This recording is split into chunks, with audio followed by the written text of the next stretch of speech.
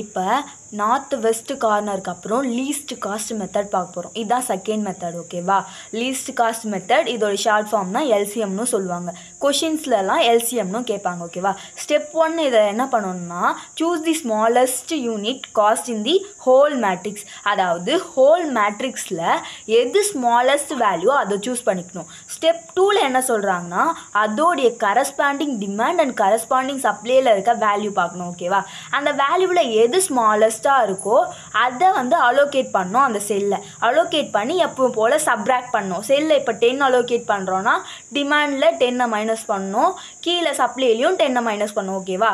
அதுதான் வந்து ஸ்டெப் 2ல் சொல்லியிருக்காங்க. ஸ்டெப் 3ல் கேன்சல் ஆன காலம் ஆர் ரோவை வந்து நம்ம கேன்சல் பண்ண போகிறோம். ஓகேவா? இப்போ 0 ஆனாலே நம்ம கேன்சல் பண்ணிவிடுவோம்ல, அதே மாதிரி ரோலையும் காலம்லையும் எதில் வேணால் 0 வந்துச்சுன்னா நம்ம அந்த ரோ காலம் கேன்சல் பண்ணிவிடுவோம். ஓகேவா? ஸ்டெப் 4ல் வந்து அந்த நம்ம கேன்சல் பண்ணிகிட்டே வருவோம்ல, அதோடைய கொஷினை தான் எழுதிக்கணும். மாடிஃபைடு மேட்ரிக்ஸ் அதை தான் நம்ம எடுத்து சம் போடுவோம். எப்போ வரைக்கும்னா இந்த சம் வந்து சாட்டிஸ்ஃபைட் ஆகிற வரைக்கும், இந்த கண்டிஷனாக சாட்டிஸ்ஃபைட் ஆகிற வரைக்கும் இந்த ப்ராசஸையே தான் திரும்ப திரும்ப பண்ணிகிட்ருப்போம். இப்போது இதான் கொஷின். இதில் தான் லீஸ்ட் காஸ்ட் மெத்தட் சம் போட போகிறோம். ஃபஸ்ட்டு இந்த சம் பேலன்ஸ்டாக இல்லையான்னு செக் பண்ணணும். ஓகேவா? அது எப்படி செக் பண்ணணும்னா சப்ளைவும் டிமாண்டும் ஈக்குவலாக இருந்துச்சுன்னா இந்த சம் பேலன்ஸ், அப்படி ஈக்குவலாக இல்லைனா இது அன்பேலன்ஸ். நம்ம அதை பேலன்ஸ்டாக சேஞ்ச் பண்ணிட்டு தான் சம் போடணும். ஓகேவா? இந்த சம் பேலன்ஸ்டாக இல்லையான்னு இப்போ செக் பண்ணலாம். இப்போ டோட்டல் டிமாண்ட் வந்து எழுதிட்டேன். நான் எடுத்து டோட்டல் சப்ளைவும் எடுத்து எழுதிட்டேன். இப்போ நான் இதை கேல்சி வச்சு கேல்குலேட் பண்ணிக்கிறேன். வந்த ஆன்சர் வந்து 100, இந்த சைடும் 100. ஸோ இந்த ப்ராப்ளம் வந்து பேலன்ஸ்டு. ஓகேவா? தி கிவன் ப்ராப்ளம் இஸ் பேலன்ஸ்டு எழுதிக்கோங்க. இப்போ ஸ்டெப் 1ல் நான் கொஷின் எடுத்து எழுதிக்கிறேன். இப்போ ஸ்டெப் 1ல் நான் அதே கொஷின் எடுத்து எழுதிட்டேன். இந்த மேட்ரிக்ஸ்லேயே எது ஸ்மாலஸ்ட் வேல்யூன்னு பார்க்கணும். 2 தான் ஸ்மாலஸ்ட் வேல்யூ. ஓகேவா? அதோடைய கரஸ்பாண்டிங் சப்ளை அண்ட் டிமாண்ட் பார்க்குறேன். ரெண்டுமே ஈக்குவலாக இருக்குது. ஸோ 20 நான் அலோகேட் 13ல் 20 அலோகேட் பண்ணிட்டேன். இப்போ அதை மைனஸும் பண்ணுறேன். ஓகேவா? மைனஸ் பண்ணிட்டேன். ரெண்டுமே 0 ஆகிடுச்சு. ஸோ 0 ஆனால் ரோவும் கேன்சல் ஆகிடும், 0 ஆனால் காலமும் கேன்சல் ஆகிடும். பேலன்ஸ் இருக்கிறத நம்ம ஸ்டெப் 2ல் போட்டுக்கலாம். ஸ்டெப் 2ல் பேலன்ஸ் இந்த கேன்சல் ஆன ரோ இந்த கேன்சல் ஆன காலம் தவிர மீதி இருக்கிறது எல்லாத்தையும் நம்ம ஸ்டெப் 2ல் எழுதிக்கலாம். நான் ஸ்டெப் 2ல் ரோ அண்டு காலமை விட்டு பேலன்ஸ் எல்லாத்தையும் எழுதிட்டேன். இப்போ இந்த மேட்ரிக்ஸ்லேயே எது ஸ்மாலஸ்ட் வேல்யூன்னு பார்த்தா 3 தான். 3க்கு நேராக இருக்க 30, 40, சப்ளையில் 30யும் டிமாண்டில் 40யும் இருக்குது. அதில் லோவஸ்ட் நம்பர் வந்து 30. ஸோ 30 அலோகேட் பண்ணிக்கிறேன். அதை டிக்ரீஸ் பண்ண போகிறேன், அதாவது வந்து மைனஸ் பண்ண போகிறேன். 30ல் 30 போயிடுச்சுன்னா 0, 40ல் 30 போயிடுச்சுன்னா 10. அதை தான் இங்கே எழுதியிருக்கேன். செல் நம்பர் 22 அதில் வந்து மினிமம் வேல்யூ 40, 30 இருக்குது. அதில் 30 தான் மினிமம், அதனால் அதை செல் 22ல் அலோகேட் பண்ணியிருக்கேன். அதுக்கப்புறம் 30ஆல் 2 வேல்யூவும் டிக்ரீஸும் பண்ணிட்டேன். இப்போது 0 வந்தது ரோ, நான் ரோவை கேன்சல் பண்ணிடுறேன். பேலன்ஸ் இருக்கிறத ஸ்டெப் 3ல் போட போகிறேன். இப்போது அங்கே கேன்சல் ஆன ரோ தவிர மீதி எல்லாத்தையும் எடுத்து எழுதிட்டேன் நான். இப்போ இந்த மேட்ரிக்ஸில் எது லோவஸ்ட் வேல்யூனா இதுதான் 5 தான். அதில் கரஸ்பாண்டிங் டிமாண்ட் அண்ட் சப்ளை பார்க்குறேன். அதில் எனக்கு 10 தான் லோவஸ்ட் வேல்யூ. 10 அலோகேட் பண்ணிட்டேன் 3,1ல் செல் 3,1ல். இப்போ டிக்ரீஸ் பண்ண போகிறேன். 10ல் 10 போயிடுச்சுன்னா 0, 50ல் 10 போயிடுச்சுன்னா 40. ஓகேவா? இப்போ 0 ஆனது காலம். இதை விட்டு மீதி ஸ்டெப் 4ல் எழுத போகிறேன் நான்.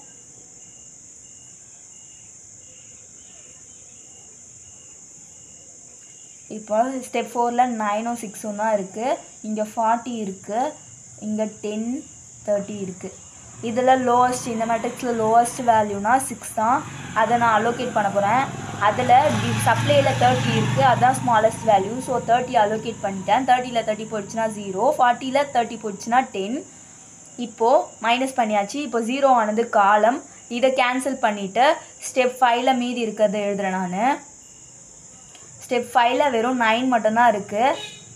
இங்கேயும் 10 இருக்குது, இங்கேயும் 10 இருக்குது. இப்படி போட்டாலே நீங்கள் போகிற சம் கரெக்டுன்னு சொல்லியிருக்கேன். இங்கே 10 அலோகேட் பண்ணி அப்படியே விட்டுடுறேன். ஓகேவா? இதுக்கு இதை எழுதிக்கலாம். எக்ஸை செல் வந்து 3, 4ல் மினிமம் பார்த்தோன்னா 2 வேல்யூ இருந்துச்சு. ஒன்று 40 இருந்துச்சு, இன்னொன்று 30 இருந்துச்சு. அதில் மினிமம் பார்த்தோன்னா நம்மளுக்கு 30 ஓகேவா. 30 எடுத்து எழுதிட்டேன். அதை அலோகேட்டும் பண்ண போகிறேன் செல் நம்பர் 3-4ல். allocate 30 to செல் 3-4ல். இப்போ அதை டிக்ரீஸ் பண்ண போகிறோம். 40 minus 30 எவ்வளோனா 10. இந்த ஸ்டெப் 5க்கும் அதை எழுதிட்டு வந்துடலாம். நீங்களும் எழுதிக்கோங்க. இப்போ நான் ஸ்டெப் 5க்கும் எழுதிட்டேன். இது செல் 3-2, அதில் மினிமம் பார்த்தா 10 தான். அதை அலோகேட் பண்ணி நான் அப்படியே விட்டுட்டேன்.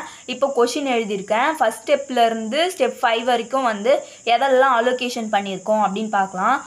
ஃபஸ்ட் ஸ்டெப்பில் 2ல் 20 அலோகேட் பண்ணியிருக்கோம். செகண்ட் ஸ்டெப்பில் 3ல் 30 அலோகேட் பண்ணியிருக்கோம். தேர்ட் ஸ்டெப்பில் 5ல் 10 அலோகேட் பண்ணியிருக்கோம். ஃபோர்த்து ஸ்டெப்பில் 6ல் 30 அலோகேட் பண்ணியிருக்கோம். ஃபிஃப்த்து ஸ்டெப்பில் 9ல் 10 அலோகேட் பண்ணியிருக்கோம். இப்போ நம்ம number of allocated cell check பண்ண போகிறோம். நம்பர் ஆஃப் அலோகேட்டட் செல் 1 2 3 4 5 வந்திருக்கு. நம்பர் ஆஃப் அலோகேட்டட் செல். இங்கே அந்த ஃபார்மேட் போடும்போது m + n - 1. mனா வந்து total number of rows 1 2 3 plus total number of column 1 2 3 4 -1. 4 + 3 எவ்வளோ 7 -1 6 ஓகேவா. இப்போ இது நாட் ஈக்குவலாக இருக்குது. இது நாட் ஈக்குவலாக இருந்துச்சுன்னா டீஜெனரசி ப்ராப்ளம், ஈக்குவலாக இருந்துச்சுன்னா நான் டீஜெனரசி ப்ராப்ளம். இப்போ இது ஈக்குவலாக இல்லை, அதனால் இது டீஜெனரசி ப்ராப்ளமாக இருக்குது. இதை நம்ம நான் டீஜெனரசியாக சேஞ்ச் பண்ண போகிறோம் ஓகேவா. அதுக்கு எப்சிலானை நம்ம அலோகேட் பண்ணுவோம். ஃபஸ்ட்டு இந்த மேட்ரிக்ஸ்லேயே எது ஸ்மாலஸ்ட் வேல்யூன்னு பார்க்கணும். இது எது ஸ்மாலஸ்ட் வேல்யூனா 2, அதெல்லாம் நம்ம ஆல்ரெடி அலோகேட் பண்ணிட்டோம். நெக்ஸ்ட்டு இந்த மேட்ரிக்ஸ்லேயே எது ஸ்மாலஸ்ட் வேல்யூனா 3, அதுலேயும் அலோகேட் பண்ணிட்டோம்.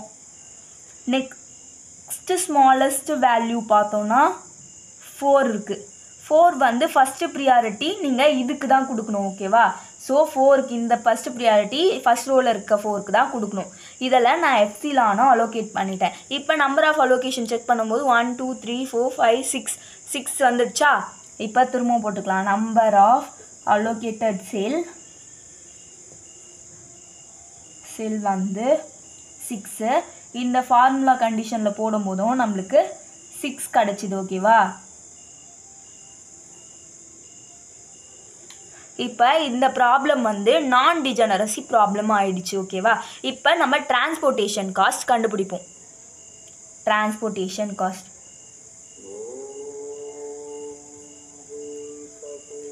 நம்ம ஏன் எப்சிலான் வந்து அலோகேட் பண்ணியிருக்கோம்னா இங்கே நாட் ஈக்குவலாக ஆனதுனால தான் எப்சிலான் அலோகேட் பண்ணி நம்ம ஈக்குவலாக்கியிருக்கோம் சம்மை. இப்போ இது நான் டிஜெனரசியாக இருக்குது ஓகேவா. டிரான்ஸ்போர்ட்டேஷன் காஸ்ட் கண்டுபிடிக்கணும். அதுக்கு வந்து ஃபஸ்ட்டு எது பார்க்கணும். 20 × 2 × 5 + 10 × 9 + 30 × 6 + 4 × எப்சிலான் ஓகேவா. இப்போ இதை கேல்சி வச்சு நம்ம கேல்குலேட் பண்ணிக்கலாம்.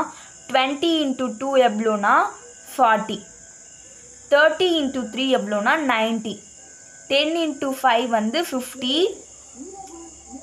9 × 10 வந்து 90, 30 × 6 வந்து 180 ஓகேவா. இந்த எப்சிலானோடைய வேல்யூ முன்னாடி வீடியோலேயே சொல்லியிருப்பேன். எப்சிலானோடைய வேல்யூ 0 கூட எதை மல்டிப்ளை பண்ணாலும் 0 ஆனதுனால அந்த டேர்மே 0 ஆகிடும். இப்போ நம்ம ஆட் பண்ண போகிறோம். 40 + 90 + 50 + 90 + 180 நீங்கள் ஆட் பண்ணிங்கன்னா உங்களுக்கு வர காஸ்ட் தான் 450. அதுதான் உங்களுடைய டிரான்ஸ்போர்ட்டேஷன் காஸ்ட். டிரான்ஸ்போர்ட்டேஷன் காஸ்ட் வந்து 450. இதுதான் உங்களுடைய LCM, least cost method sum. இது வந்து நான் டீஜெனரசியாக சேஞ்ச் பண்ணியிருக்கோம். இது டீஜெனரசி சம், நம்ம நான் டீஜெனரசியாக சேஞ்ச் பண்ணியிருக்கோம்.